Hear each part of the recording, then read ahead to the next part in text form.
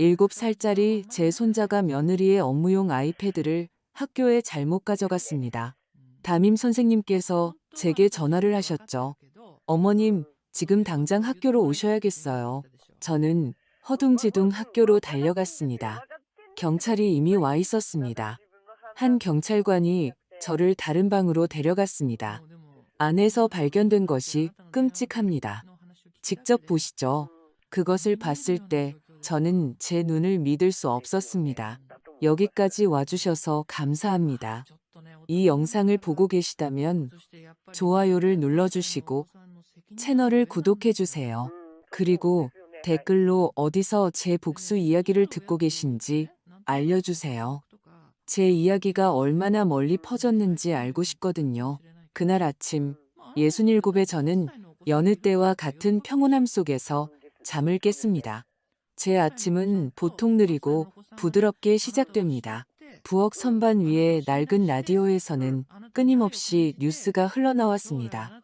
오늘은 도심에 교통체증이 있다는 소식이었습니다. 갑자기 날카로운 전화벨이 침묵을 깨고 울렸습니다. 저는 깜짝 놀라 커피를 식탁에 조금 쏟았고 낡은 앞치마에 서둘러 손을 닦으며 전화를 받았습니다. 심장이 평소보다 조금 더 빨리 뛰었습니다. 전화기 너머에서는 제 손자 지훈이가 다니는 사랑초등학교의 담임인 김은정 선생님의 목소리가 들려왔습니다. 선생님의 목소리는 마치 공황 발작을 참으려는 듯 떨리고 다급했습니다. 박지훈 학생 할머님, 지금 바로 학교로 와주셔야겠어요. 무슨 일 있나요? 지훈이한테 무슨 심각한 일이라도 생겼나요? 저는 심장이 쿵 내려앉는 것 같았습니다. 누군가 제 심장을 꽉 쥐는 듯 했습니다. 수만 가지 끔찍한 생각들이 머릿속을 스쳐 지나갔습니다. 맙소사, 애가 넘어졌나? 어디 다쳤나? 선생님, 저는 두려움에 갈라진 목소리로 거의 소리쳤습니다. 저는 지훈이가 어딘가에 무릎에 피를 흘리며 쓰러져 있는 모습을 상상했습니다. 아니면 운동장에서 사고라도 당했을까 봐요. 김 선생님은 불편한 기색이 역력한 목소리로 머뭇거렸습니다. 그런 건 아니지만 직접 와서 보셔야 이해하실 거예요. 더 물어볼 시간도 없었습니다. 제 머릿속은 오직 지훈이에게 가야 한다는 생각뿐이었습니다. 저는 문 뒤에 걸려있던 낡은 가디건을 급히 집어들고 가스레인지도 끄지 않은 채 끓어 넘치는 커피포트도 신경 쓰지 않고 뛰쳐나갔습니다. 다리가 후들거렸지만 최대한 빨리 걸으려고 애쓰며 거리로 나섰습니다. 주변 세상이 흐릿해지는 것 같았습니다. 오직 제 가슴 속에서 쿵쾅거리는 심장 소리만 들렸습니다. 비좁은 택시 안에서 기사 아저씨가 룸미러로 저를 쳐다봤습니다. 많이 급하신가 봐요. 아주머니? 호기심 어린 목소리로 물었습니다. 저는 대답하지 않고 창밖으로 보이는 꽉 막힌 도로를 응시하며 고개만 저었습니다. 제 마음속에는 지훈이의 모습이 떠올랐습니다. 우리가 산책 나갈 때면 늘 내 손을 꼭 잡던 그 곱슬머리에 작은 손을 가진 아이. 만약 지훈이에게 무슨 일이라도 생긴다면 제가 어떻게 살아갈 수 있을지 몰랐습니다. 지훈이는 제 빛이고 비록 삶이 더는 쉽지 않지만 제가 매일 아침 작은 기쁨으로 일어나는 이유입니다.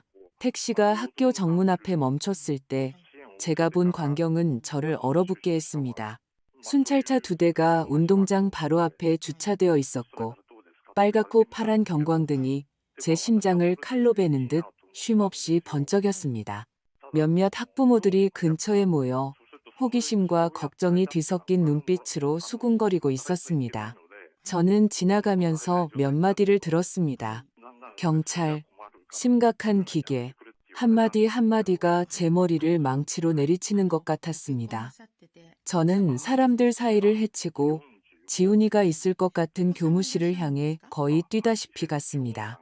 작은 교무실에 들어서자마자 지훈이가 눈에 들어왔습니다.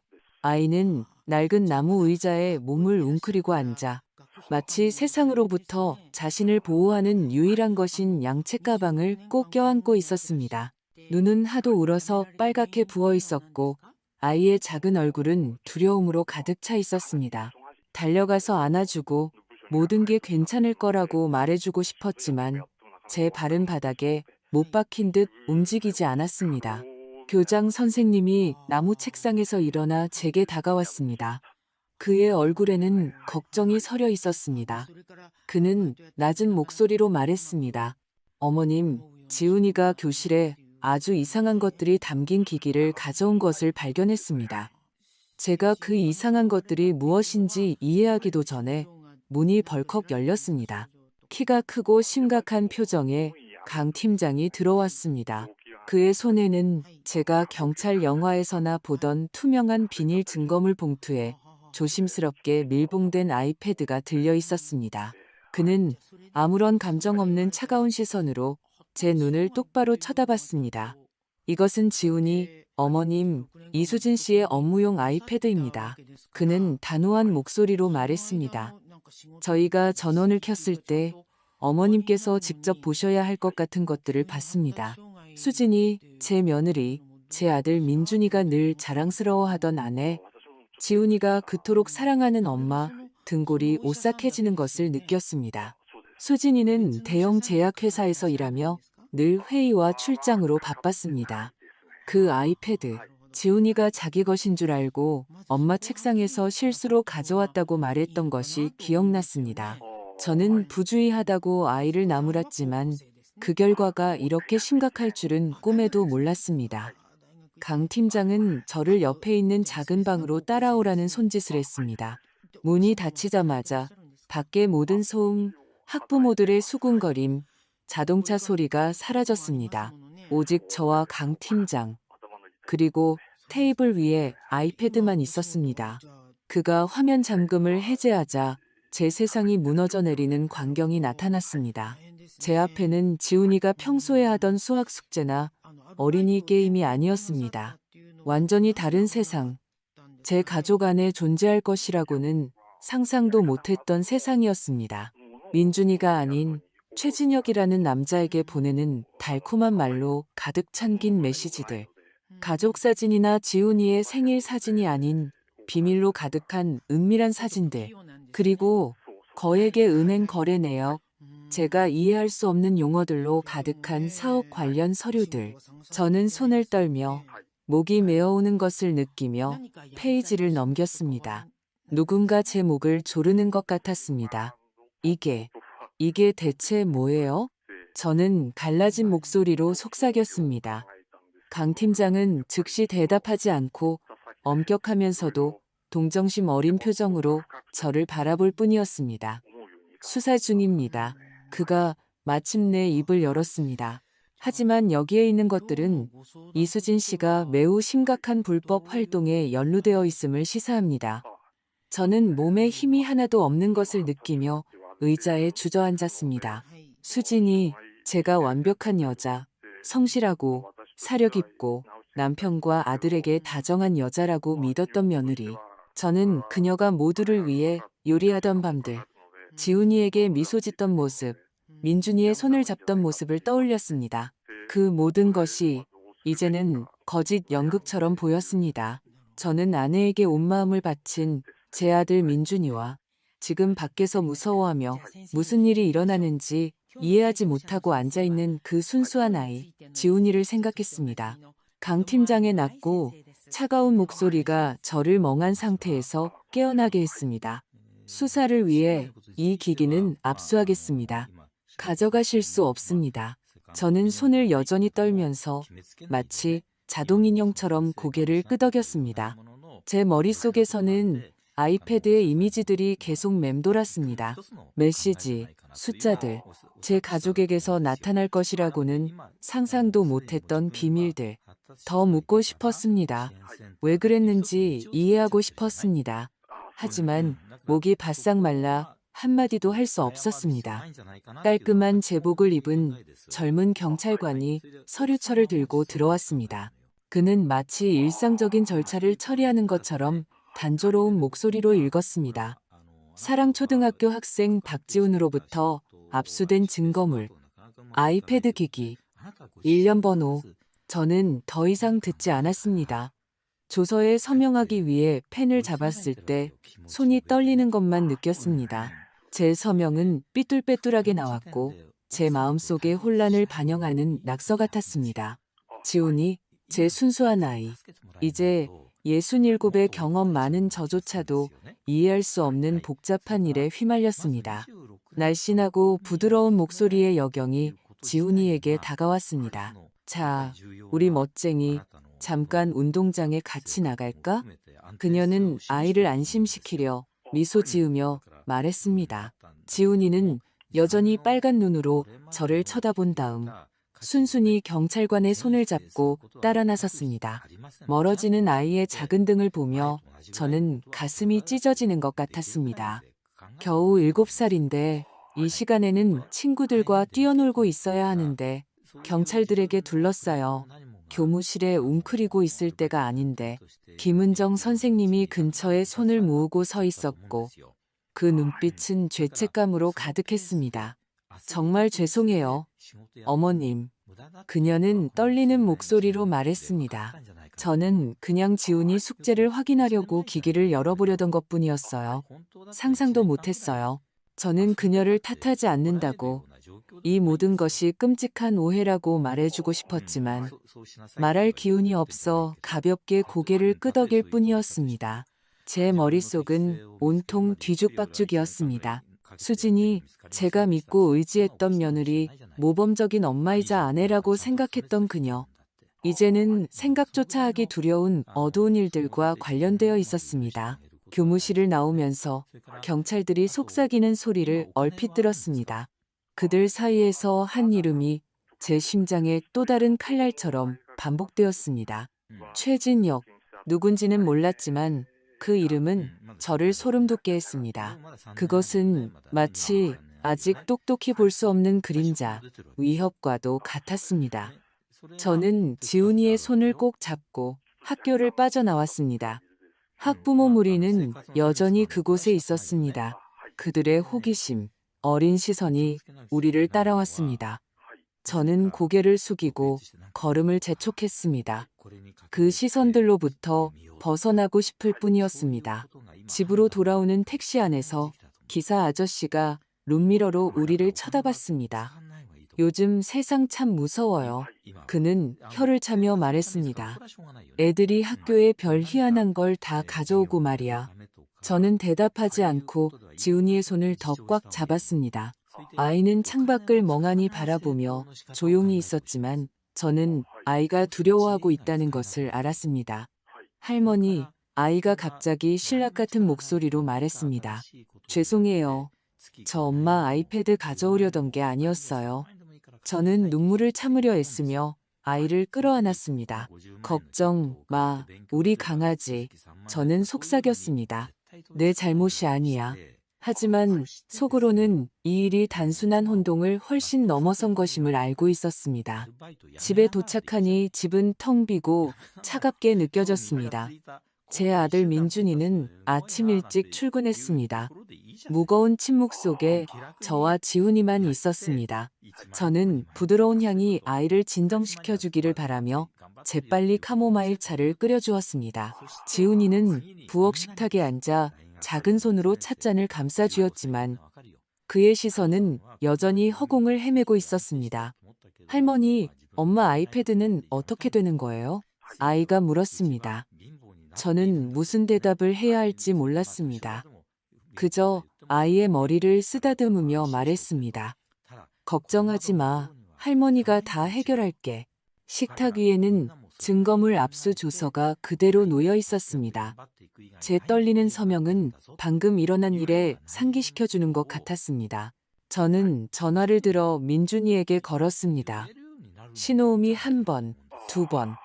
그리고는 통화 중 신호음만 들렸습니다. 아들은 받지 않았습니다. 수진이에게 전화할까 생각했지만 제 손은 멈췄습니다. 강 팀장의 심각한 표정, 아이패드 속의 메시지들, 사진들, 모든 것이 제 머릿속에 선명하게 떠올랐습니다. 저는 그녀와 마주할 용기가 없었습니다. 그녀가 무엇을 숨기고 있는지 물어볼 용기가 없었습니다. 오후에 저는 지훈이를 제 좋은 이웃인 미경 이모네 집에 보냈습니다. 잠깐 마트에 좀 다녀올게. 저는 혼자 있을 시간을 벌기 위해 거짓말을 했습니다. 하지만 마트에 가는 대신 저는 늘 다니던 거리를 목적 없이 걸었습니다. 아이패드의 이미지들이 머릿속에서 떠나지 않았습니다. 달콤한 메시지들, 거액의 숫자들, 비밀로 가득한 서류들. 저는 늙은 나무에 기대어 서서 마음을 진정시키려 숨을 쉬려고 애썼습니다. 하지만 두려움은 떠나지 않는 그림자처럼 제게 달라붙어 있었습니다. 저는 민준이를 생각했습니다. 우리가 함께 보낸 세월을. 남편이 죽었을 때 민준이는 제 곁을 지켜준 유일한 사람이었고 제 버팀목이었습니다. 그리고 이제 저는 그에게 진실을 말해야 했습니다.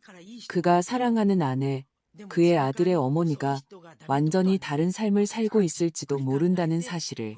마음이 아팠습니다. 아들의 행복을 깨고 싶지 않았지만 지훈이가 거짓으로 가득 찬 가정에서 자라게 할 수도 없었습니다. 그날 밤 민준이가 집에 돌아왔을 때 저는 더 이상 침묵할 수 없다는 것을 알았습니다. 아들에게 진실을 말해야만 했습니다. 저는 식당 식탁에 앉아 이미 식어버린 카모마일 찻잔을 들고 민준이가 조용히 저녁을 먹는 것을 지켜봤습니다. 지훈이는 이미 저녁을 먹고 거실 한쪽에서 장난감 자동차를 가지고 놀고 있었습니다. 수진이는 여전히 그곳에 있었고 완벽한 아내이자 엄마의 역할을 연기하고 있었습니다. 식탁을 치우고 다정하게 미소 짓고 아무 일도 없었다는 듯이 지훈이와 숙제에 대해 이야기했습니다. 그녀를 보자 소름이 돋는 것을 참을 수 없었습니다.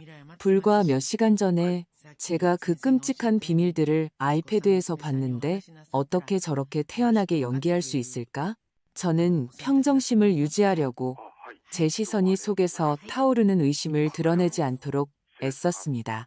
저는 수진이가 화장실에 들어가고 물소리가 집안을 채울 때까지 기다렸습니다. 그리고 나서 일어나 민준이를 베란다로 끌고 갔습니다. 시원한 밤 공기가 이웃집 마당에 유칼립투스 향기를 실어왔습니다. 민준이가 피곤한 눈으로 저를 쳐다봤습니다. 엄마, 무슨 일이에요? 왜 그렇게 긴장하고 계세요? 그가 낮은 목소리로 물었습니다. 저는 생각을 정리하려 심호흡을 했습니다. 그는 제가 키우고 자라는 것을 지켜본 제 아들이었습니다. 그가 사랑하는 여자가 그를 배신하고 있을지도 모른다고, 그의 가정이 곧 무너질지도 모른다고 어떻게 말해야 할까? 민준아, 저는 떨리는 목소리로 시작했습니다. 오늘 지훈이 학교에서 내가 믿고 싶지 않은 것들을 봤지만 너에게 말하지 않을 수가 없구나. 저는 모든 것을 이야기했습니다. 김 선생님의 다급한 전화부터 학교 앞의 순찰차들, 그리고 수진이의 아이패드에서 본 것까지 다정한 메시지들, 은행 거래 내역, 비밀 서류들. 저는 멈추면 계속할 용기가 없을 것 같아 단숨에 모든 것을 쏟아냈습니다. 내 두 눈으로 똑똑히 봤어. 민준아, 경찰이 수사 중이고 최진혁이라는 이름도 언급했어. 민준이는 미간을 찌푸렸습니다. 그의 시선은 혼란으로 가득 찼지만 이내 제 말을 떨쳐내려는 듯 고개를 저었습니다. 어머니, 그게 무슨 말도 안 되는 소리예요. 그는 믿을 수 없다는 목소리로 말했습니다. 수진이는 내 아내고 지훈이 엄마예요. 절대 그런 짓 할 사람이 아니라고요. 분명 착오가 있었을 거예요. 누가 그녀의 아이패드를 썼거나 아니면 아주 질 나쁜 장난이겠죠. 저는 그의 손을 잡고 제 심장은 세차게 뛰고 있었지만 목소리는 차분하게 들리도록 애썼습니다. 민준아, 나도 믿고 싶지 않아. 하지만 내가 메시지, 사진, 그 숫자들을 봤어. 경찰이 증거물로 아이패드를 가져갔다고 내 말을 믿어야 해. 민준이의 인내심이 바닥난 듯 했습니다. 그는 제 손을 뿌리치고 들고 있던 담배를 바닥에 던졌습니다. 그의 눈은 분노로 번뜩였습니다. 어머니는 지금 제가 제 아내를 의심하게 만들려는 거예요. 그는 제가 들어본 적 없는 높은 톤으로 소리쳤습니다. 제가 얼마나 피곤한지 안 보이세요? 전 제 가족을 부양하려고 하루 종일 일해요. 그런데 이제 와서 수진이가 바람을 피운다고 믿으라니요. 더 이상 듣고 싶지 않아요. 그의 말은 비수처럼 제 가슴에 꽂혔습니다. 소리치고 싶었습니다. 정신 차리라고 그를 흔들고 싶었습니다. 하지만 저는 무력하게 그 자리에 서서 아들이 제게 등을 돌리고 집으로 들어가는 것을 지켜볼 뿐이었습니다. 바로 그때 화장실 문이 열렸습니다. 수진이가 아직 젖은 머리에 수건을 두르고 나왔습니다. 그녀는 놀란 표정으로 민준이와 저를 번갈아 쳐다봤습니다. 무슨 일이야, 여보? 그녀는 부드러운 목소리로 물었지만 저는 그녀에게서 긴장의 빛을 감지했습니다. 민준이는 아내를 향해 돌아섰고 그의 시선은 모든 의심이 한순간에 사라진 듯 즉시 부드러워졌습니다. 아니야, 여보. 엄마가 괜한 걱정을 하셔서 그래. 난 항상 당신을 믿어. 수진이는 미소 지었습니다. 완벽한 미소였습니다. 하지만 저는 그녀가 거짓된 다정함으로 덮기 전 그녀의 눈에서 스쳐 지나가는 짧은 순간의 공포를 보았습니다. 어머님, 왜 저에 대해 그렇게 생각하세요? 그녀는 눈물을 참는 듯 갈라지는 목소리로 말했습니다. 제가 뭘 잘못했나요? 저는 소리쳐 그녀의 가면을 벗기고 싶었지만 입을 다물었습니다. 그녀의 말은 한편의 연극의 일부였고 저는 그 게임에서 그녀를 이길 수 없다는 것을 알았습니다. 지금은 아니었습니다. 그날 밤 저녁 식사는 납처럼 무거웠습니다. 우리는 침묵 속에서 식사했습니다. 접시에 부딪히는 숟가락 소리와 거실에서 들려오는 TV 뉴스 소리뿐이었습니다. 아이들은 모두 그렇듯 예민한 지훈이는 긴장감을 느꼈습니다. 저를 보고 아빠를 보더니 낮은 목소리로 물었습니다. 아빠랑 엄마 싸웠어요? 민준이는 재빨리 아이를 끌어당겨 머리를 쓰다듬었습니다. 아니야, 우리 아들. 다 괜찮아. 하지만 그의 목소리는 그 자신조차 믿지 못하는 듯 떨렸습니다. 저는 가슴이 미어지는 심정으로 지훈이를 바라봤습니다. 이 아이는 이런 일을 겪을 자격이 없었습니다. 진실과 거짓 사이에 갇혀 있을 자격이 없었습니다. 수진이는 조용히 접시를 치우며 이따금씩 저를 곁눈질로 쳐다봤습니다. 그 시선은 더 이상 며느리의 것이 아니라 조용한 경고였습니다. 저는 평소처럼 행동하려 애썼습니다. 지훈이에게 물을 더 따라 주었지만 속에서는 폭풍이 일고 있었습니다. 저는 그녀가 저를 살피고 있다는 것을 제가 얼마나 알고 있는지 알아내려 한다는 것을 알았습니다. 저녁 식사 후 수진이는 갑자기 변명을 대며 일어섰습니다. 회사에 급한 일이 생겼어. 잠깐 나갔다 와야 할 것 같아. 그녀는 코트를 입고 가방을 들고 나갔습니다. 제가 무언가 말하기도 전에 민준이는 마치 아내의 예기치 않은 외출에 익숙한 듯 고개를 끄덕일 뿐이었습니다. 저는 창가에 서서 희미한 가로등 불빛 아래 어둠 속으로 사라지는 수진이의 모습을 지켜봤습니다. 그녀가 모퉁이에서 멈춰서서 전화를 꺼내는 것을 보았습니다. 그녀의 목소리는 낮았지만 반쯤 열린 창문을 통해 제게까지 들려왔습니다. 진혁 씨. 그녀는 고뇌에 찬 어조로 속삭였습니다. 저는 심장이 미친 듯이 뛰는 채로 그 자리에 얼어붙었습니다. 그 이름이 다시 유령처럼 나타나 제가 아이패드에서 본 것이 착각이 아니었음을 확인시켜 주었습니다. 그날 밤 지훈이가 잠든 후 저는 희미한 불빛이 제 얼굴을 비추는 부엌에 홀로 앉아 있었습니다. 두려움은 여전히 제게 달라붙어 있었지만 그와 뒤섞여 맹렬한 결심이 싹트고 있었습니다. 제 가족이 무너지는 것을 내버려 둘 수 없었습니다. 지훈이가 거짓의 세계에서 자라도록 내버려 둘 수 없었습니다. 그것이 가장 고통스러운 진실과 마주하는 것을 의미하더라도 저는 무언가 해야만 한다는 것을 알았습니다. 다음 날 아침 마당에서 빨래를 널고 있을 때 앞치마 주머니에서 전화기가 진동하며 침묵을 깼습니다. 손을 닦으며 화면에 뜬 강 팀장의 번호를 보고 심장이 세차게 뛰는 것을 느꼈습니다. 김영숙 여사님, 추가 정보를 위해 즉시 경찰서로 와주셔야겠습니다. 그의 목소리는 단도직입적이고 진지했습니다.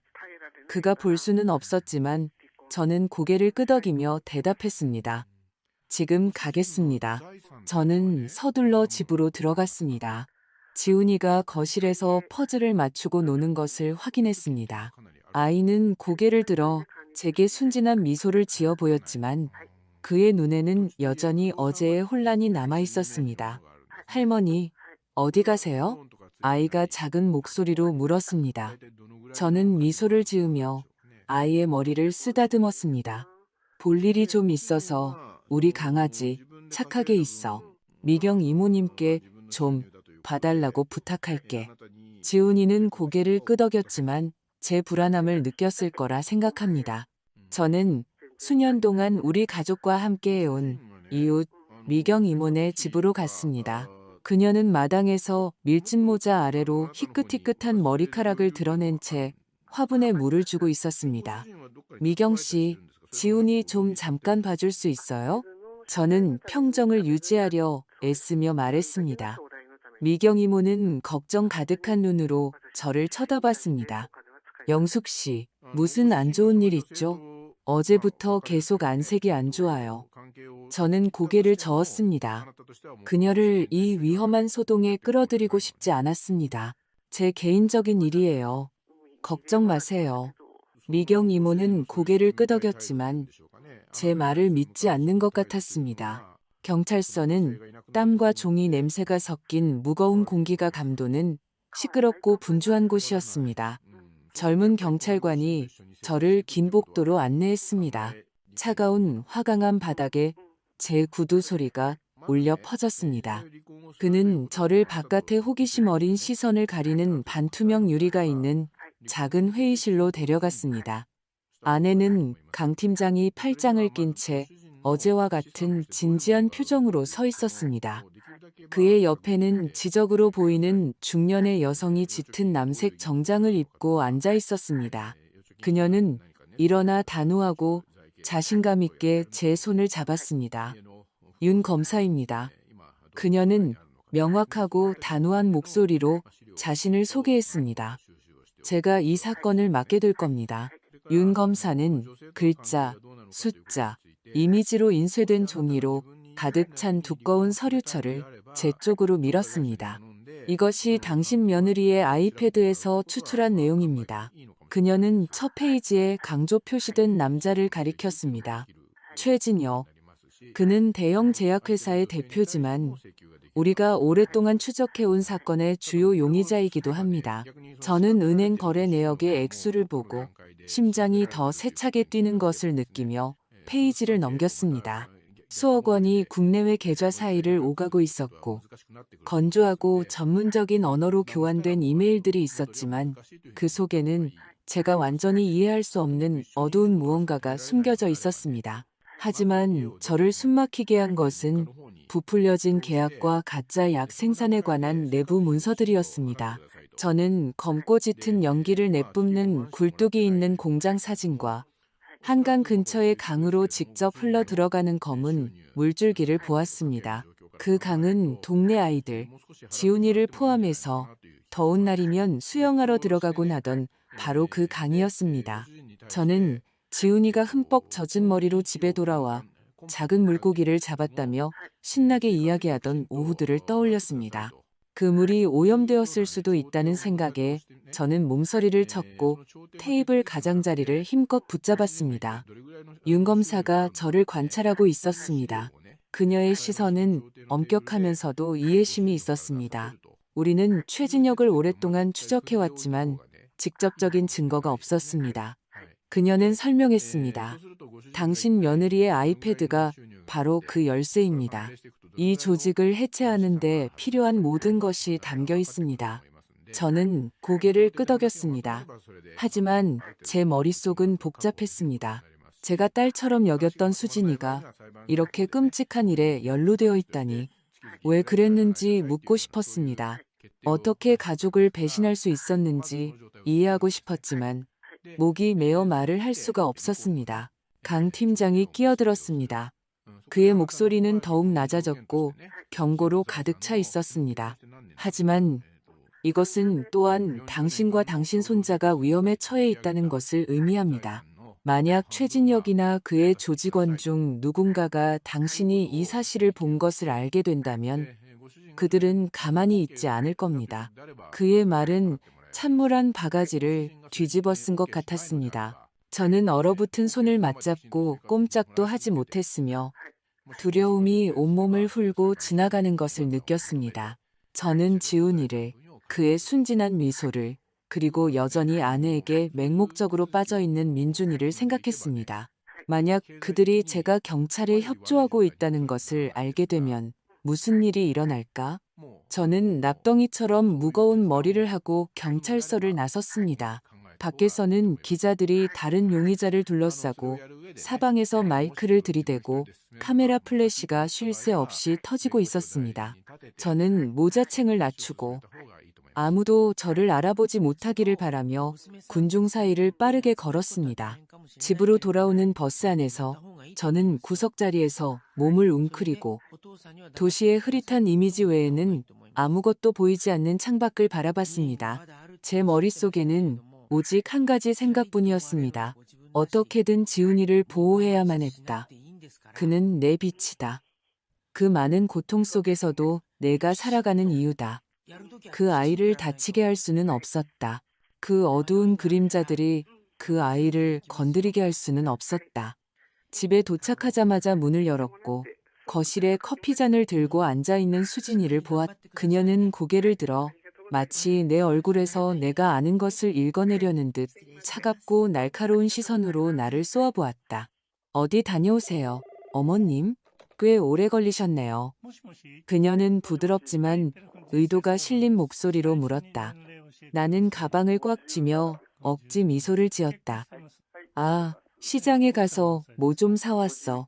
나는 떨리는 목소리로 대답했다. 수진이는 고개를 끄덕였지만 그녀의 눈은 마치 먹이를 노리는 포식자처럼 내게서 떨어지지 않았다. 그 후 며칠 동안 나는 한때 우리 가족의 보금자리였던 집에서 모든 것을 조용히 관찰하는 그림자처럼 살았다. 매일 아침 가슴에 돌덩이를 얹은 듯 무거운 기분으로 잠에서 깼다. 나는 지훈이의 하루가 평범하도록 노력했다. 학교에 데려다주고 아침을 차려주었지만 내 마음은 수진이와 그녀가 숨기고 있는 비밀들 주위를 맴돌 뿐이었다. 나는 조심해야 한다는 것을 알았다. 모든 것이 평범해 보이도록 해야 했다. 하지만 수진이의 날카로운 시선은 마치 내가 얇은 얼음 위를 걷는 것처럼 느끼게 했다. 아침 식사 중에 나는 수진이가 계속해서 휴대폰을 확인하는 것을 알아차렸다. 그녀는 커피잔을 손에 들고 내 맞은편에 앉아 있었지만 그녀의 눈은 화면에서 떨어지지 않았다. 메시지가 올 때마다 그녀는 누군가 볼까 두려운 듯 휴대폰을 식탁 위에 뒤집어 놓았다. 나는 지훈이에게 우유를 따라주며 아이가 학교에서 그린 그림에 대해 이야기하는 동안 미소를 짓는 척했다. 하지만 수진이의 어떤 움직임도 내게서 벗어날 수 없었다. 그녀는 자신만의 세계에 사는 것 같았다. 그 세계에는 나도, 민준이도, 심지어 지훈이도 들어갈 자리가 없었다. 지훈아, 우유 다 마셔야 학교 데려다 주지. 나는 목소리가 자연스럽게 들리도록 애쓰며 말했다. 수진이는 고개를 들어 나를 곁눈질하고는 다시 휴대폰으로 고개를 숙였다. 오늘 일찍 회의가 있어. 그녀는 단조로운 목소리로 민준이에게 말했다. 아마 좀 늦게 들어올 거야. 민준이는 더 묻지 않고 고개를 끄덕였다. 마치 아내의 이상한 일정에 이미 익숙한 듯했다. 나는 마음이 아파 그를 바라봤다. 한때 강하고 자신감 넘쳤던 내 아들, 이제는 자신의 가정에 번지는 균열을 알아차리지 못하는 것 같았다. 그날 오후 수진이는 갑작스러운 회의에 가야 한다고 말했다. 나는 부엌문가에서 그녀가 짙은 남색 원피스를 입고 향수를 뿌리고 머리를 완벽하게 손질하는 것을 지켜봤다. 그렇게 차려입고 가는 회의가 대체 뭐야? 나는 무심결에 툭 내뱉었다. 수진이는 돌아보며 미소 지었지만 그 미소는 눈까지 닿지 않았다. 회사에 중요한 고객들이 오셔서요, 어머님. 그녀는 대답하고는 재빨리 가방을 들고 나갔다. 문이 쾅 닫히며 차가운 침묵이 흘렀다. 내 직감이 무언가 잘못되었다고 말하고 있었다. 나는 팔짱만 끼고 있을 수 없었다. 아무것도 하지 않고 이대로 둘 수는 없었다. 나는 미경 이모네 집으로 달려가 지훈이를 부탁했다. 이모, 급한 일이 생겨서요. 애 좀 잠깐 봐주세요. 나는 목소리에 담긴 공포를 숨기려 애쓰며 말했다. 미경 이모는 걱정스럽게 나를 쳐다봤다. 영숙 씨, 요즘 이상해요.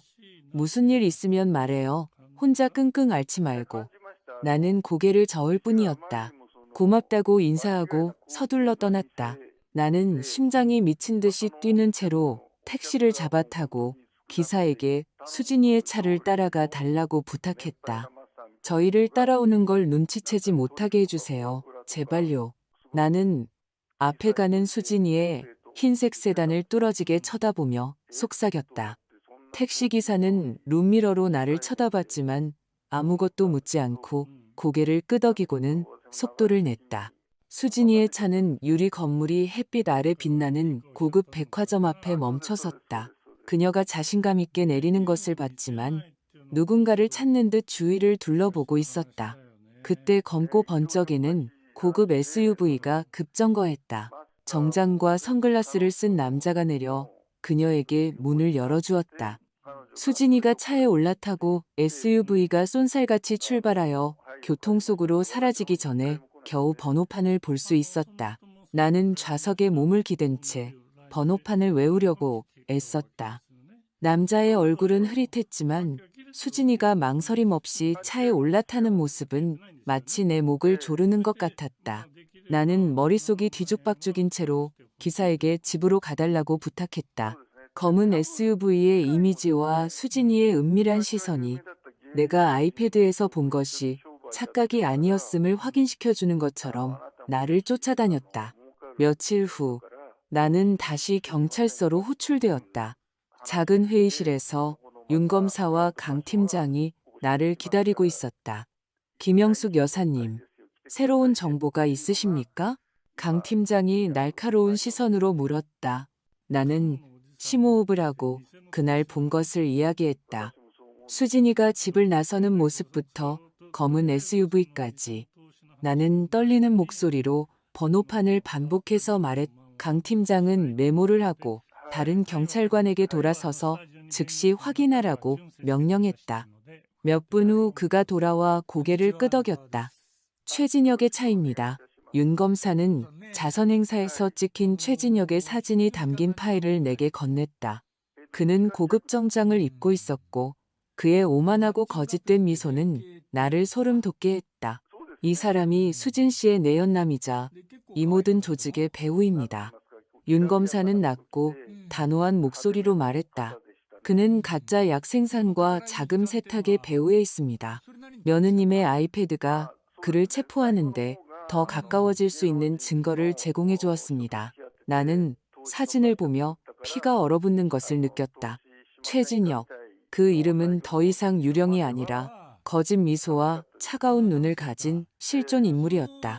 나는 수진이를, 그녀가 민준이 앞에서 어떻게 완벽한 아내인 척 계속 연기하는지를 생각했다. 그리고 마음이 아팠다. 어떻게 두 개의 삶을 살 수 있을까? 한편으로는 지훈이의 엄마, 다른 한편으로는 최진혁 같은 남자의 공범. 그날 밤 우리는 모두 TV를 보고 있었지만 나는 집중할 수 없었다. 갑자기 뉴스에서 최진혁이 공중보건에 대한 위대한 공헌으로 칭송받는 보도가 나왔다. 그를 박수치는 군중 속에서 화면에 나타난 그의 모습은 나를 꼼짝 못하게 했다. TV에서 들려오는 박수 소리는 내 심장을 망치로 두드리는 것 같았다. 나는 곁눈질로 수진이를 보았고 그녀가 미소 짓는 것을 보았다. 하지만 그것은 무언가를 숨기려는 듯한 긴장된 미소였다. 민준이는 눈치채지 못했다. 그는 화면에 집중하고 있었고 지훈이는 내 어깨에 머리를 기대고 하품했다. 밤늦게 나는 물을 마시러 일어났다. 여전히 불안한 마음으로 부엌을 지나가다가 어둠 속에서 휴대폰 불빛만이 얼굴을 비추는 채로 앉아있는 수진이를 보고 깜짝 놀랐다. 나는 심장이 미친 듯이 뛰는 채로 재빨리 문 뒤로 숨었다. 수진이는 달콤하지만 긴장감 넘치는 목소리로 전화기에 속삭이고 있었다. 사랑해요, 진혁 씨. 그녀는 민준이에게는 한 번도 보여준 적 없는 행복한 미소를 지으며 말했다. 나는 발이 바닥에 못 박힌 채 그곳에 서서 세상이 다시 한번 무너져 내리는 것을 느꼈다. 나는 조용히 내 방으로 돌아왔다. 침대에 누웠지만 잠을 이룰 수 없었다. 토요일 밤 집안 분위기는 조금 더 가벼워 보였다. 민준이와 지훈이는 TV 앞에 앉아 축구 경기를 열정적으로 보고 있었다. 화면에서 터져나오는 함성이 부자의 웃음소리와 뒤섞였다. 나는 부엌에서 과일을 깎으며 이 드문 평화의 순간에 몰입하려 애썼다. 하지만 마음속 깊은 곳에서는 모든 것이 거짓이라는 것을 알고 있었다. 두려움과 의심은 결코 사라지지 않는 그림자처럼 여전히 그곳에 있었다. 수진이가 거실로 들어와 지훈이에게 다정하게 미소 짓고는 민준이에게 다가갔다. 회사 전화 좀 해야겠어. 그녀는 아무렇지 않은 듯 부드러운 목소리로 말했다. 긴급팀 회의야. 알잖아.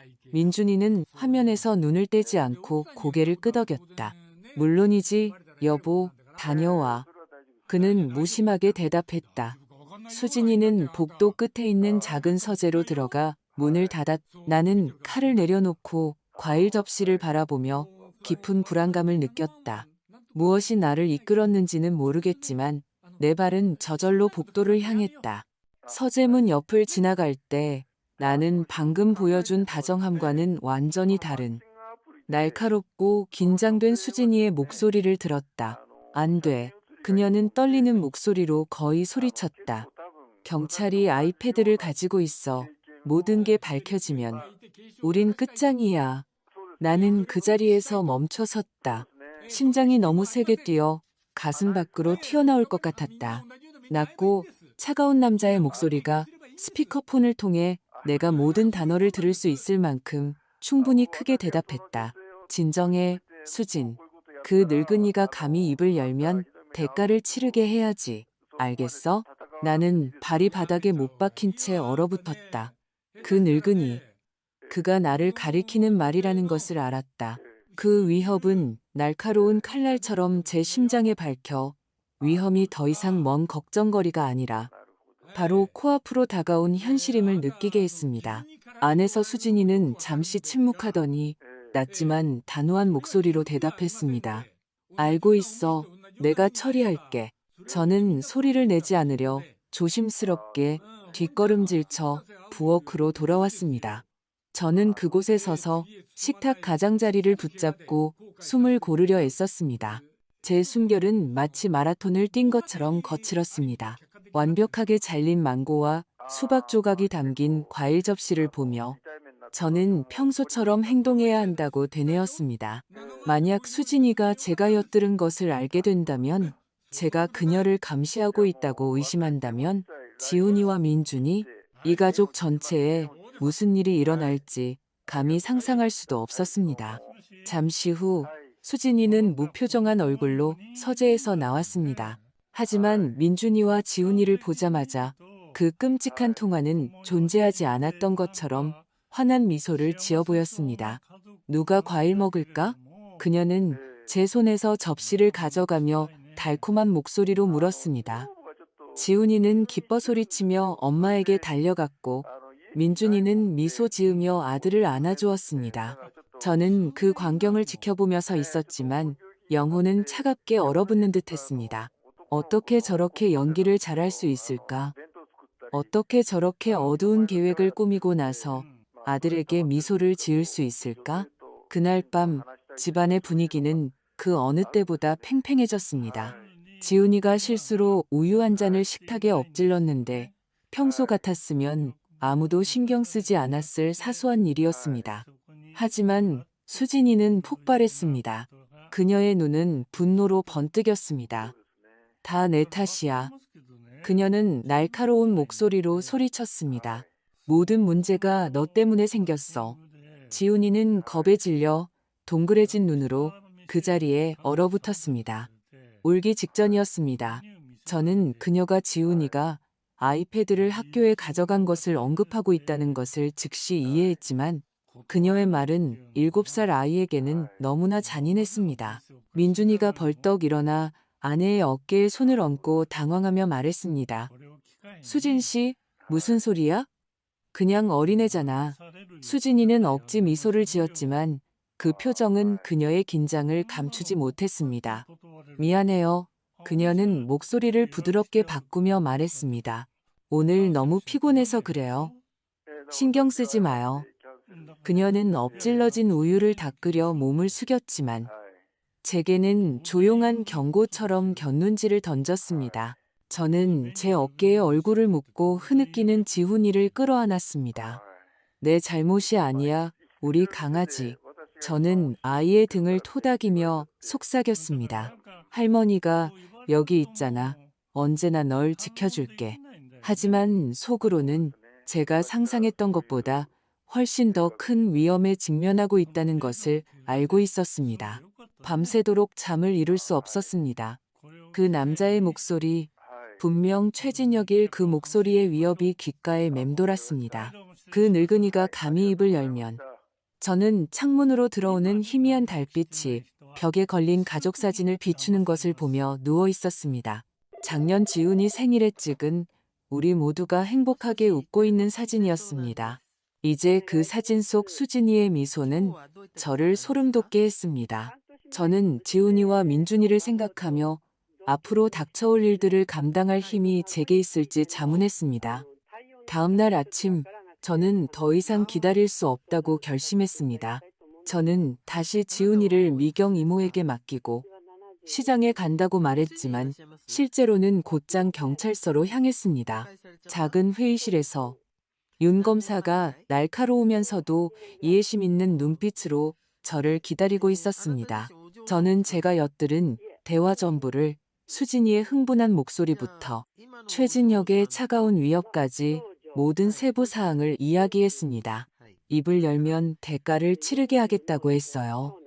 저는 떨리는 목소리로 말했습니다. 윤 검사는 메모를 하며 고개를 끄덕인 후 저를 쳐다봤습니다. 이 정보는 매우 중요합니다. 어머님, 그녀는 단호한 목소리로 말했습니다. 수진 씨가 범죄 은폐에 최진혁과 직접적으로 연루되어 있다는 증거입니다. 그녀에 대한 감시를 강화하겠습니다. 저는 짐을 나눈 것 같아 조금 가벼워진 마음으로 경찰서를 나섰지만 두려움은 저를 떠나지 않았습니다. 돌아오는 길, 버스가 익숙한 모퉁이를 지날 때 백화점에서 봤던 그 검은색 SUV를 곁눈질로 보았습니다. 그 차는 나무 그늘 아래 조용히 주차되어 있었고 헤드라이트가 경고처럼 한 번 깜박였습니다. 저는 몸서리를 치며 가방에 든 손수건을 꽉 쥐었습니다. 위험은 더 이상 먼 걱정거리가 아니었습니다. 그것은 바로 제 앞에 그 어느 때보다 가까이 있었습니다. 그 경찰서 회의 이후 저는 심장이 조여드는 듯한 기분으로 집으로 돌아왔습니다. 윤 검사는 수진이의 휴대폰을 도청할 영장을 신청할 충분한 이유가 있으며 기술팀이 이미 그녀가 항상 가지고 다니는 휴대폰에 몰래 장치를 설치했다고 말했습니다. 어머님, 절대적으로 자연스럽게 행동하셔야 합니다. 윤 검사는 진지한 눈빛으로 경고했습니다. 어떤 상황에서도 그녀가 의심하게 해서는 안 됩니다. 만약 어머님께서 저희와 협력하고 있다는 것을 알게 되면 모든 것이 훨씬 더 위험해질 겁니다.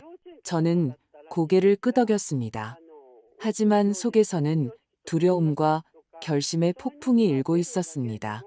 제 유일한 빛인 지훈이가 이 소용돌이에 휘말리게 할 수는 없었습니다. 그 후 며칠 동안 저는 수진이 앞에서 평정을 유지하려는 배우처럼 살았습니다. 매일 아침 여전히 커피를 내리고 지훈이의 아침을 차려주며 아무 일도 없는 것처럼 아이와 함께 웃었습니다. 하지만 수진이를 볼 때마다 속에서 타오르는 분노와 고통을 억눌러야 했습니다. 그녀는 계속해서 연기했습니다. 완벽한 아내의 역할, 지훈이를 껴안고 민준이에게 그의 일에 대해 묻는 것. 하지만 그녀의 눈은 항상 저를 지나쳐 마치 제가 쌓아 올린 평범함의 외관에서 균열을 찾으려는 듯 샅샅이 훑었습니다. 어느 날 오후 제 휴대폰이 진동했습니다. 강 팀장이었습니다. 김영숙 여사님, 지금 당장 경찰서로 와주셔야겠습니다. 그는 다급한 목소리로 말했습니다. 저는 재빨리 지훈이를 미경 이모에게 맡겼습니다. 시장에 간다고 거짓말을 하고 택시를 타고 경찰서로 향했습니다. 작은 회의실에는 강 팀장과 윤 검사, 그리고 저뿐이었습니다. 긴장감이 너무 짙어서 숨쉬기조차 힘들었습니다. 강 팀장이 테이블 위에 작은 녹음기를 켰고 수진이의 목소리가 제 심장을 찌르는 칼날처럼 맑고 차갑게 울려 퍼졌습니다. 민준 씨는 아무것도 아니에요. 그녀는 경멸 가득한 어조로 말했습니다. 제겐 당신뿐이에요, 진혁 씨. 이 모든 게 잠잠해지면 우리 같이 발리로 떠나요. 그리고 그 아이는 무슨 상관이에요? 그 늙은이가 있잖아요. 저는 세상이 무너져 내리는 것을 느끼며 의자에 주저앉았습니다. 심장이 짓눌리는 것 같았습니다. 지훈이가 사랑하는 엄마, 민준이가 맹목적으로 믿었던 아내 수진이가 그렇게 잔인한 말을 할 수 있다니. 그녀는 민준이를 배신했을 뿐만 아니라 자신이 품에 안고 매일 밤 자장가를 불러주었던 아들 지훈이를 버릴 준비가 되어 있었습니다. 저는 얼굴을 감쌌습니다. 눈물이 걷잡을 수 없이 흘러나왔습니다. 어떻게 그럴 수가. 저는 갈라진 목소리로 속삭였습니다. 강 팀장이 제게 물 한 잔을 건넸습니다. 그의 시선은 부드러워졌지만 여전히 엄격했습니다. 이것이 매우 힘든 일이라는 것을 압니다, 어머님. 윤 검사가 부드럽지만 단호한 목소리로 말을 이었습니다. 이제 아드님에게 보여줄 반박할 수 없는 증거가 생겼습니다. 저희가 지원하겠지만 강해지셔야 합니다. 저는 눈물을 닦으며 고개를 끄덕였지만 제 머릿속에는 오직 한 가지 생각뿐이었습니다. 민준이가 진실을 알아야만 했다. 그것이 그를 산산조각 낼지라도. 그날 밤 저는 무거운 영혼을 이끌고 녹음 파일을 집으로 가져왔습니다. 지훈이는 거실에서 블록을 가지고 놀고 있었고 민준이는 막 퇴근해서 재킷을 벗고 있었습니다. 저는 지훈이가 자기 방으로 갈 때까지 기다렸다가 민준이를 마당으로 데리고 나갔습니다. 밤바람이 가을의 신선함을 실어왔습니다. 민준아, 이걸 들어봐야 해. 저는 강 팀장이 준 작은 녹음기를 건네며 떨리는 목소리로 말했습니다. 민준이는 의심 가득한 눈으로 저를 쳐다봤습니다. 또 그 얘기예요, 엄마. 수진 씨에 대한 말도 안 되는 이야기는 더 이상 듣고 싶지 않다고 말씀드렸잖아요. 저는 심호흡을 하며 평정을 유지하려 애썼습니다. 그냥 들어봐, 민준아. 딱 한 번만. 만약 내가 틀렸다면 다시는 이 얘기를 꺼내지 않을게. 그는 망설였지만 마침내 녹음기를 받아들었습니다. 수진이의 목소리가 울려 퍼지자 저는 민준이의 얼굴이 어떻게 변하는지 보았습니다. 의심은 경악으로, 그리고는 죽음과 같은 창백함으로 변했습니다. 이거 편집된 걸지도 몰라. 그가 중얼거렸지만 그의 목소리는 그 자신조차 자기가 하는 말을 믿지 못하는 듯 떨렸습니다. 바로 그 순간 제 전화기가 울렸습니다. 강 팀장이었습니다. 저는 스피커폰으로 바꿨고 그의 진지한 목소리가 울렸습니다. 김영숙 여사님, 제가 이 녹음 파일을 공식 감시 시스템에서 보내드렸습니다. 어떤 조작도 없는 진본 증거입니다. 민준이는 의자에 주저앉아 충혈된 눈으로 머리를 감쌌습니다. 지훈이가 긴장감을 느끼고 방에서 뛰쳐나왔습니다. 아빠, 왜 그래요? 아이가 걱정스러운 목소리로 물으며 민준이의 손에 매달렸습니다. 그는 아무 말도 하지 못하고 아들을 힘껏 껴안을 뿐이었습니다. 그럼에도 그는 평범해 보이려 애썼습니다. 회의는 잘 끝났어, 여보? 그가 물었습니다. 수진이는 부드러운 목소리로 고개를 끄덕였습니다. 네, 잘 끝났어요, 여보. 그냥 좀 피곤하네요. 저는 가슴이 찢어지는 심정으로 그녀가 연기하는 것을 지켜보고 있었습니다. 그녀는 민준이가 녹음 파일을 들었다는 것을 몰랐습니다. 그녀의 거짓말의 장막이 곧 무너질 것이라는 것을 몰랐습니다. 집안의 공기는 짙고 무겁게 느껴졌습니다. 지훈이는 긴장감을 느끼고 조용히 자기 방으로 들어가 고민형과 혼자 놀았습니다. 저는 목이 메어오는 것을 느끼며 아이를 바라봤습니다. 이 아이는 이런 일을 겪을 자격이 없었습니다. 진실과 거짓 사이에 갇혀 있을 자격이 없었습니다. 그를 안아주고 모든 것이 괜찮을 거라고 말해주고 싶었지만 그 순간에는 아무것도 약속할 수 없다는 것을 알았습니다. 며칠 후 윤 검사가 예고 없이 집으로 찾아왔습니다. 그녀는 긴 코트를 입고 있었고 시선은 진지했습니다. 어머님, 소식이 있습니다. 그녀는 낮은 목소리로 말했습니다. 감시 데이터에 따르면 수진 씨와 최진혁이 도주할 계획을 세우고 있습니다. 이미 발리행 비행기 표를 구매했습니다. 지금 당장 행동해야 합니다. 저는 소파에 주저앉으며 발밑에 땅이 꺼지는 것을 느꼈습니다. 수진이는 민준이를 배신했을 뿐만 아니라 지훈이를 버리고 모든 것을 버리고 최진혁과 함께 떠나려 하고 있었습니다. 저는 떨리는 목소리로 검사를 쳐다봤습니다. 이제 어떡하죠? 지훈이는요? 아이가 그렇게 엄마를 잃을 수는 없어요. 윤 검사는 제 어깨에 손을 얹었습니다. 그녀의 시선은 단호하면서도 동정심이 있었습니다. 어머님의 협조가 필요합니다. 그녀는 말했습니다. 수진 씨를 계속 주시하세요. 어떤 이상한 움직임이든 저희에게 보고해 주시고 최악의 상황에 대비하세요. 그녀의 말은 칼날 같았습니다. 저는 소름이 돋았습니다. 최악의 상황이란 무엇일까? 지훈이가 엄마를 잃는 것, 민준이가 산산조각 난 마음으로 남겨지는 것, 아니면 우리 가족이 더 큰 위험 속으로 끌려 들어가는 것. 그날 새벽 저는 끔찍한 불안감에 잠에서 깼습니다. 설거지를 하고 있는데 전화벨이 울려 제 생각을 방해했습니다. 강 팀장이었습니다. 그의 목소리는 다급하고 직설적이었습니다. 김영숙 여사님, 방금 수진 씨가 발리행 긴급 항공권을 구매한 것을 확인했습니다. 비행기는 오늘 밤 인천국제공항에서 출발합니다. 저는 그 자리에 얼어붙었습니다. 들고 있던 접시를 거의 떨어뜨릴 뻔했습니다. 발리. 그 단어가 날카로운 칼날처럼 제 머릿속에 울려 퍼졌습니다. 수진이는 정말로 도망치려 하고 있었다. 민준이를 버리고 지훈이를 버리고 모든 것을 버리고 최진혁과 함께 떠나려 하고 있었다. 듣고 계십니까? 강 팀장의 목소리가 저를 현실로 되돌려 놓았습니다. 네, 듣고 있습니다. 저는 떨리는 목소리로 대답했습니다. 제가 뭘 해야 하죠? 그는 빠르게 말했습니다. 저희가 행동에 나설 겁니다. 하지만 민준 씨에게 말씀드리셔야 합니다. 그가 진실을 알아야 합니다. 그리고 두 분의 협조가 필요합니다. 저는 그가 볼 수 없었지만 고개를 끄덕이고 전화를 끊었습니다. 심장이 돌처럼 굳었습니다. 저는 즉시 아들 민준이를 생각했습니다. 그는 여전히 사랑하는 여자를 맹목적으로 믿으며 살고 있었습니다.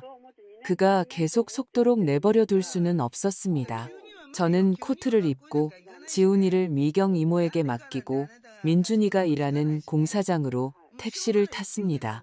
도착했을 때 그는 벽돌 더미 옆에 서서 피곤한 시선으로 땀을 흘리고 있었습니다. 저를 보고 그는 놀랐습니다. 엄마, 여긴 어쩐 일이세요? 무슨 일 있어요? 저는 아무도 들을 수 없는 구석으로 그를 데려갔습니다. 눈물이 거의 터져 나올 뻔한 것을 참으며 말했습니다. 민준아, 나랑 같이 가야 해. 수진이가 도망치려고 해. 최진혁과 함께 발리행 비행기 표를 샀어. 내 두 눈으로 진실을 봐야 해. 그렇지 않으면 평생 후회하게 될 거야. 민준이는 저를 쳐다봤습니다. 그의 눈은 불신과 고통 사이에서 흔들렸습니다. 그는 쉰 목소리로 고개를 저었습니다. 엄마, 또 그 얘기예요? 저는 그의 손을 잡고 말을 끊었습니다. 민준아, 제발 부탁할게. 딱 한 번만. 만약 내가 틀렸다면 다시는 이 얘기를 꺼내지 않을게.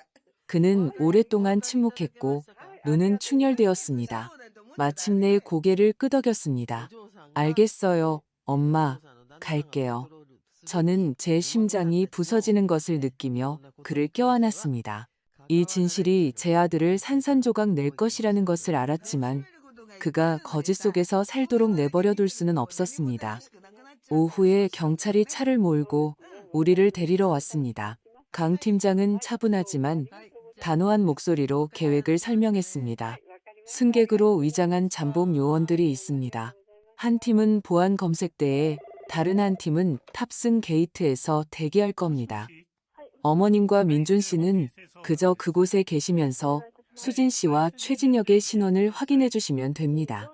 의심을 살 만한 행동은 하지 마세요. 저는 땀으로 젖은 손수건을 꽉 쥐며 고개를 끄덕였습니다. 민준이는 제 옆에서 조용히 폭풍 전의 평화를 찾으려는 듯 창밖을 멍하니 바라보고 있었습니다. 인천국제공항. 분위기는 소음과 사람들로 혼란스러웠습니다. 비행 안내 방송이 대화 소리와 뒤섞였지만 제게는 모든 것이 멀리서 들리는 중얼거림에 불과했습니다. 우리는 눈에 띄지 않게 볼 수 있는 대기실의 한적한 구석으로 안내받았습니다. 저는 민준이 옆에 앉아 그의 손을 힘껏 잡았습니다. 그는 아무 말도 하지 않았지만 그의 모든 호흡에서 긴장이 느껴졌습니다. 엄마, 만약 이 모든 게 사실이라면 그가 갈라진 목소리로 속삭였습니다. 저는 감히 대답하지 못하고 그의 손을 꽉 쥐었습니다. 그저 속삭였습니다. 내가 여기 있잖니, 민준아. 우린 이걸 이겨낼 거야. 지정된 시간에 저는 수진이가 나타나는 것을 보았습니다. 그녀는 긴 회색 코트를 입고 선글라스를 꼈으며 큰 여행 가방을 끌고 있었습니다. 그녀 옆에는 고급 정장을 입고 우월감에 찬 걸음걸이로 걷는 최진혁이 있었습니다. 그들은 마치 로맨틱한 여행을 시작하려는 커플처럼 웃고 이야기하고 있었습니다. 그들을 보자 저는 영혼이 찢어지는 듯한 고통을 느꼈습니다. 곁눈질로 민준이를 보니 그는 석상처럼 굳어 있었습니다. 그의 눈은 붉었고 손은 주먹을 꽉 쥐고 있었습니다. 이제 알겠니? 저는 눈물을 참으며 떨리는 목소리로 속삭였습니다. 수진이가 공항 직원에게 여권을 건네는 바로 그 순간 공간은 단호한 외침으로 깨졌습니다. 경찰이다. 움직이지 마. 최진혁, 이수진 씨를 체포합니다. 모든 것이 순식간에 일어났습니다. 잠복 요원들이 어디선가 나타나 그들을 둘러쌌습니다. 최진혁은 도망치려 했지만 건장한 두 남자가 즉시 그를 바닥에 쓰러뜨렸습니다.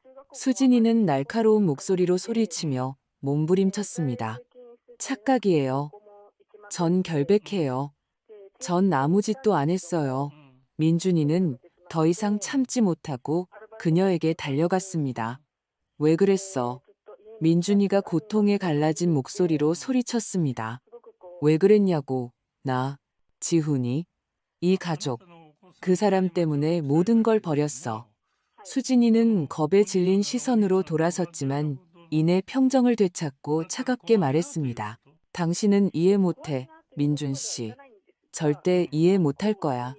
그녀의 말은 민준이를 창백한 얼굴로 꼼짝 못하게 만든 비수 같았습니다. 저는 제 뒤에 숨어 두려움으로 눈을 크게 뜬 지훈이에게 달려갔습니다. 저는 아이를 껴안고 손으로 눈을 가려주며 속삭였습니다. 보지 마, 우리 강아지. 할머니가 여기 있잖아.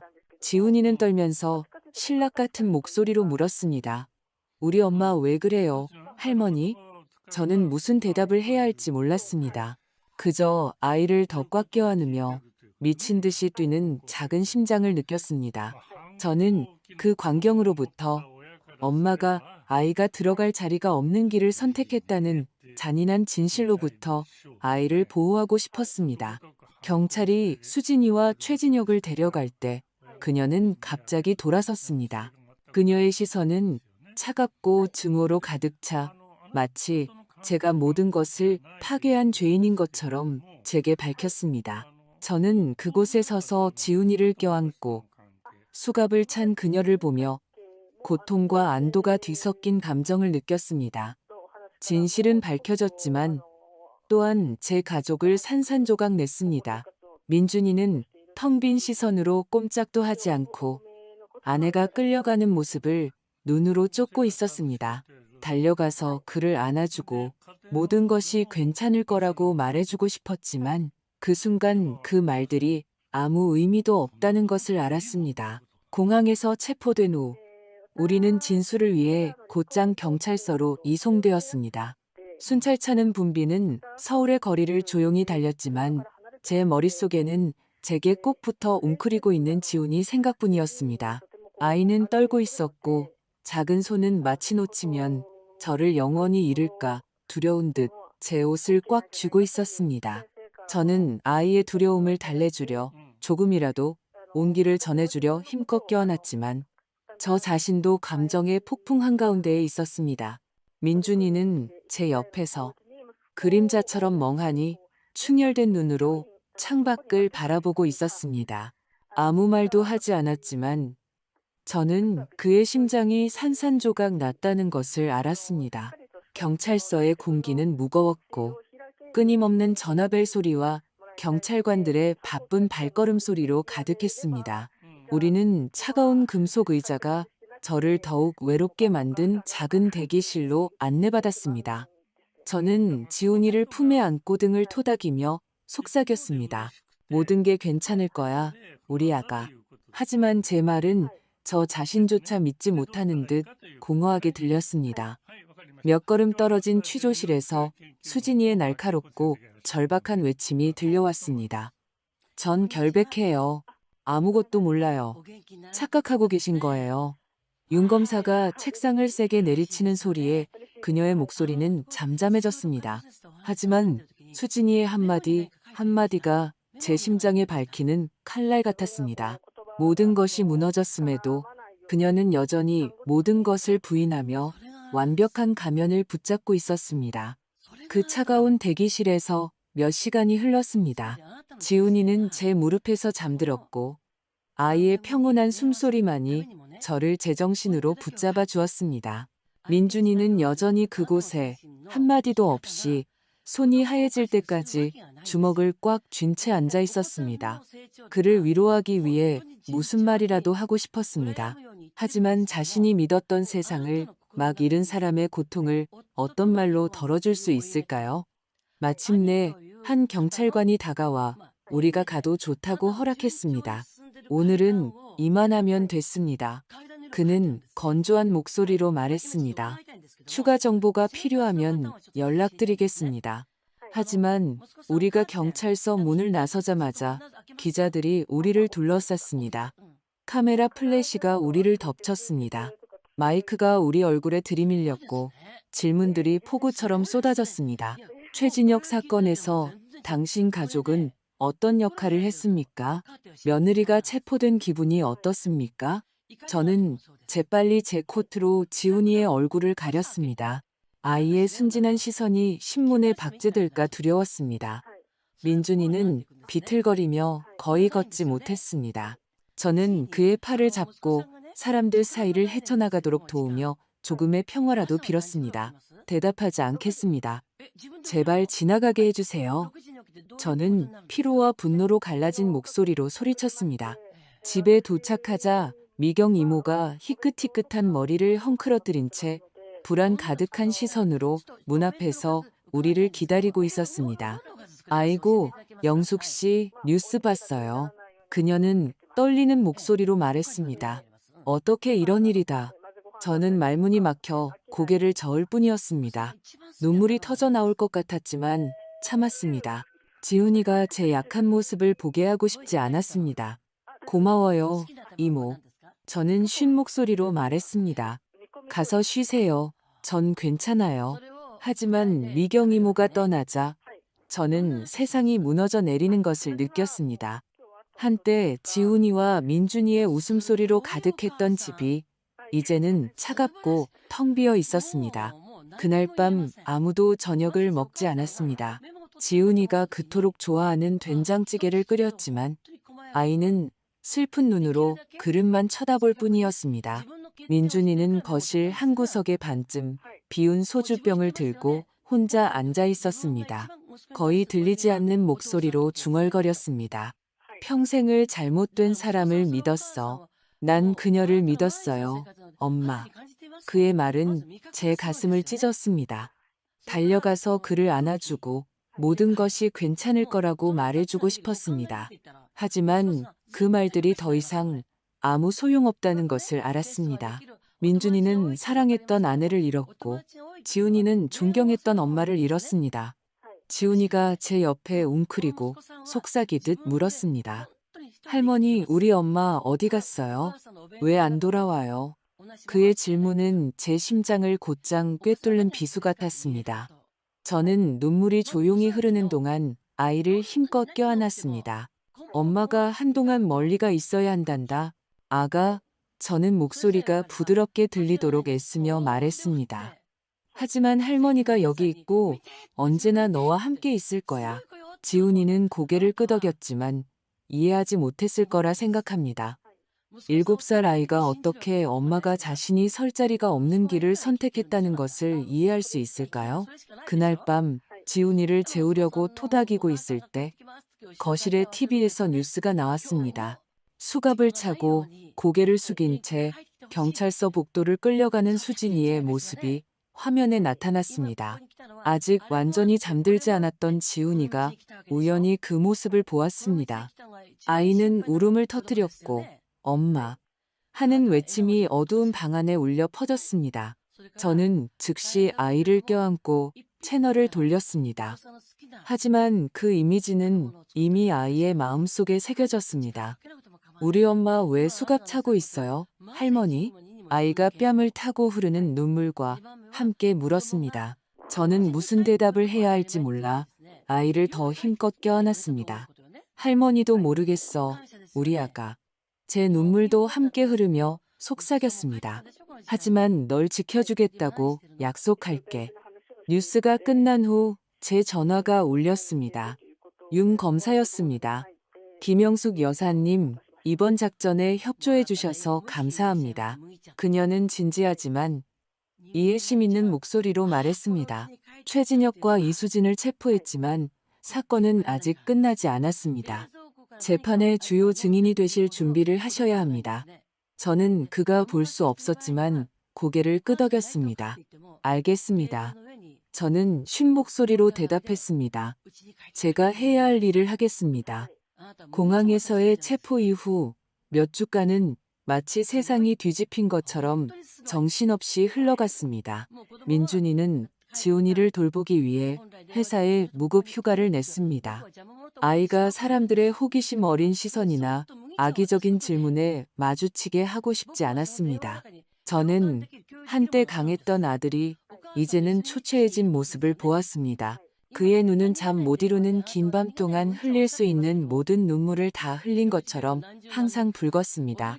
그를 안아주고 그의 고통을 덜어줄 말을 해주고 싶었지만 어떤 말도 수진이가 남긴 상처를 치유할 수 없다는 것을 알았습니다.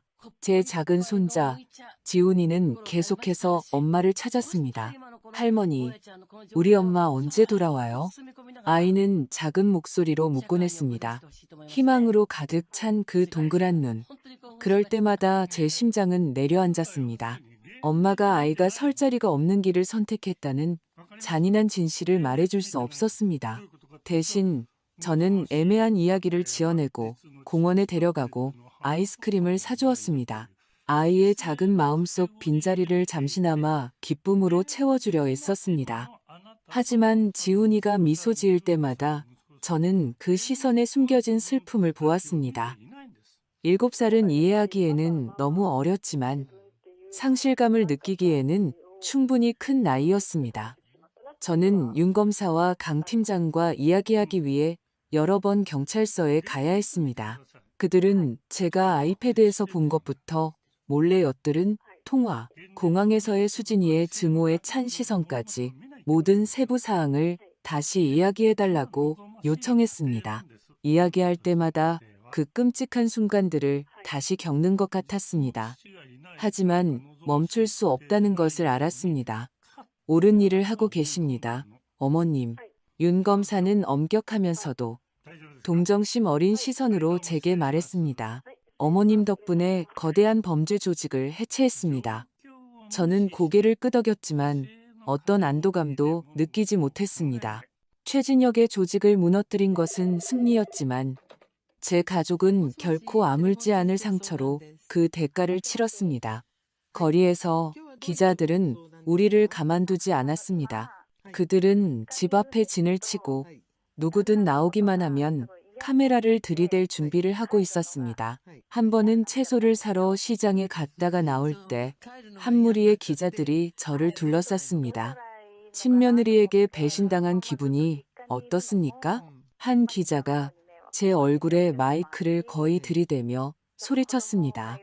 당신은 그녀의 불법 활동에 대해 알고 있었습니까? 저는 고개를 숙이고 유일한 버팀목인 양 채소 봉지를 꽉 쥐고 최대한 빨리 걸었습니다. 제발 저희를 내버려 두세요.